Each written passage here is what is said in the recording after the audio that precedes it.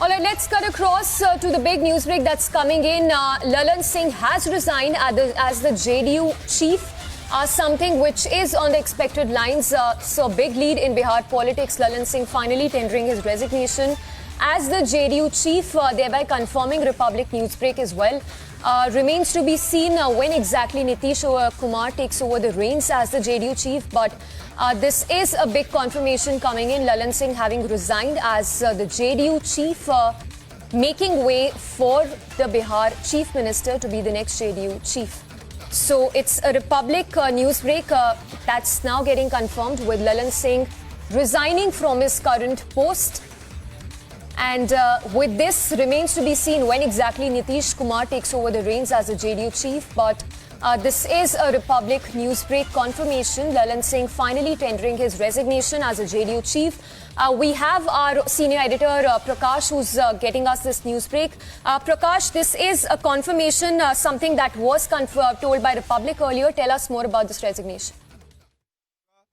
और संभवतः जैसा कि रिपब्लिक टीवी पर हम लोग लगातार खबर दिखा रहे थे कि ललन सिंह का इस्तीफा होगा और नीतीश कुमार जो हैं वो अगले राष्ट्रीय अध्यक्ष होंगे, तो रिपब्लिक टीवी और रिपब्लिक भारत के खबर पर मुहर लग गई है एक तरीके से, जो हम लोग 3 दिन से लगातार दिखा रहे थे। और आज देवेश ठाकुर ने भी यह कह दिया कि नया पॉलिटिकल रीअलाइनमेंट हो सकता है और बिहार में राजनीतिक भूचाल आएगा और एक तरीके से विधायकों पर भी कड़ी नजर रहेगी। अब सभी पार्टियों की, जेडीयू की तो नजर रहेगी। जेडीयू की सबसे बड़ी समस्या ये है कि अब अपने विधायकों को एकजुट रखना होगा, देखना होगा कि ललन सिंह क्या करते हैं, क्योंकि तेजस्वी यादव और कांग्रेस पार्टी और माले मिलकर जो बहुमत का आंकड़ा है उसके काफी करीब है और बीजेपी भी लगातार नजर बनाई हुई है। अब देखना यह है कि नीतीश कुमार की आगे की रणनीति क्या होती है, क्योंकि कोई दूसरा व्यक्ति अध्यक्ष नहीं बनेगा। जैसा कि हम लोग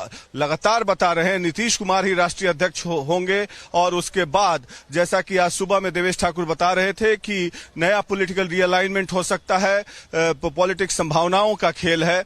और दर्शकों के लिए फिर से हम बता दें कि अभी राष्ट्रीय कार्यकारिणी की बैठक चल रही थी, जिसमें कि प्रस्ताव ललन सिंह ने खुद पेश किया अपने इस्तीफे की, और जिसके बाद हम अंदर चल बढ़ने की कोशिश करते हैं जहां पर बैठक चल रही है, और इस्तीफे की पेशकश की जिसे स्वीकार कर लिया गया और वहां पर सभी ने ये प्रस्ताव दिया और धन्यवाद दिया उनके कार्यकाल के लिए। अब देखना है कि अब राष्ट्रीय परिषद में नीतीश कुमार को, इसके बाद जो बैठक होगी उसके बाद राष्ट्रीय परिषद में नीतीश कुमार को नया अध्यक्ष चुना जाता है या नहीं, लेकिन संभावना यही है कि नीतीश कुमार ही नए राष्ट्रीय अध्यक्ष होंगे।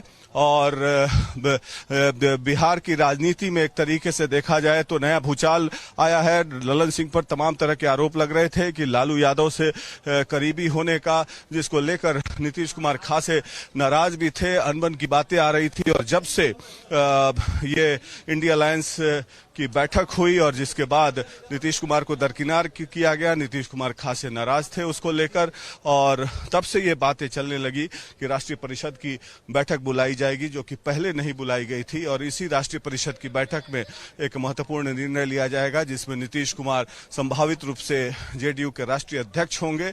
अब असली राजनीति का खेल बिहार में शुरू होगा, शाह और मात की, क्योंकि इस पूरी घटनाक्रम पर लालू यादव भी नजर बनाए हुए हैं। लालू यादव की पैनी नजर होगी, क्योंकि क्या अगर नीतीश कुमार फिर से पाला बदलते हैं या नहीं। और देखना यह है कि सबसे बड़ी बात कि क्या विधायक भी एकजुट रह पाते हैं कि नहीं, कि जेडीयू 2 धड़ा में बच चुका है। एक जो चाहता है, जिसकी संख्या कम है, वो आरजेडी के साथ रहे।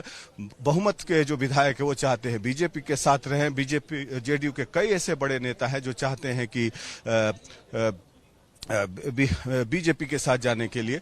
लेकिन अब देखना है नीतीश कुमार की आगे की राजनीतिक चाल क्या होती है। लेकिन जो मैं समझ पा रहा हूं कि नीतीश कुमार का अध्यक्ष बनना ये अनायास ही नहीं है, और ललन सिंह का अध्यक्ष पद से हटाया जाना भी ये कोई छोटी बात नहीं है, क्योंकि 2 महीने लोकसभा चुनाव के हैं और 2 महीने बाद लोकसभा चुनाव होने नीतीश कुमार अध्यक्ष बन जाते हैं। इसका मतलब ललन सिंह की बीजेपी से तलखी थी, और अब नीतीश कुमार के अध्यक्ष बनते ही हो सकता है कि नए राजनीतिक समीकरण शुरू हो जाए बिहार में। ब्रेकिंग न्यूज ये है कि ललन सिंह ने इस्तीफा सौंप दिया है अपना, और राष्ट्रीय कार्यकारिणी में सदस्यों ने उनके कार्यकाल की तारीफ की, प्रशंसा की कि पार्टी को आगे बढ़ाया, और संभवतः राष्ट्रीय परिषद में अब नए अध्यक्ष की घोषणा हो जाएगी और नीतीश कुमार को कार्यभार सौंप दिया जाएगा। Back to you. Right. Prakash, requesting you to keep talking to us. In fact, give us a broader sense that how is this Bihar politics going to shape national politics, one, and when exactly can we really expect Nitish Kumar to formally take over the reins as the JDU chief?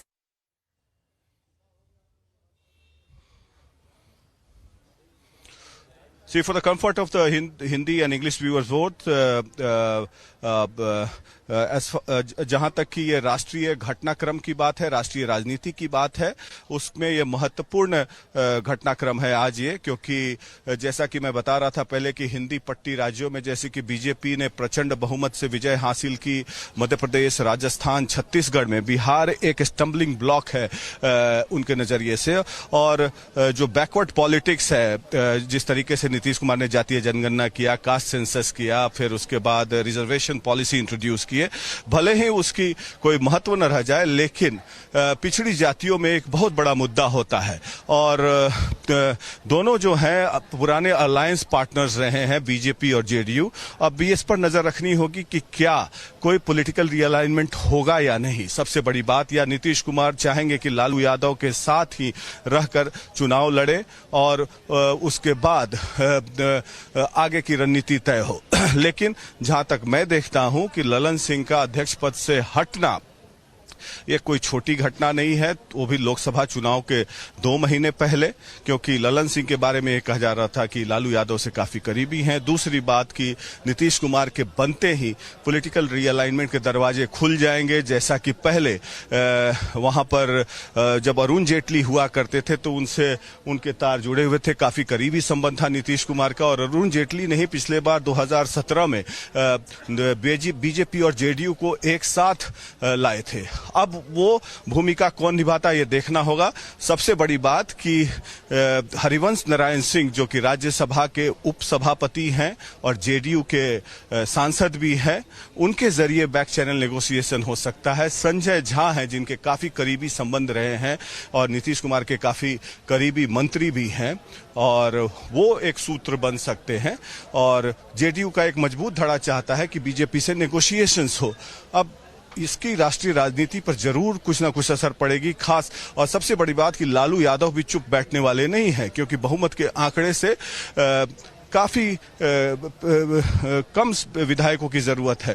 तो इस पूरी घटनाक्रम पर तेजस्वी यादव और लालू यादव नजर बनाए हुए होंगे, क्योंकि ललन सिंह का जेडीयू के राष्ट्रीय अध्यक्ष पद से हटना लालू यादव और तेजस्वी यादव के लिए भी एक तरीके से झटका है। तो अब देखना है कि BJP, JDU, RJD, Lalan Singh ये सब क्या करते हैं।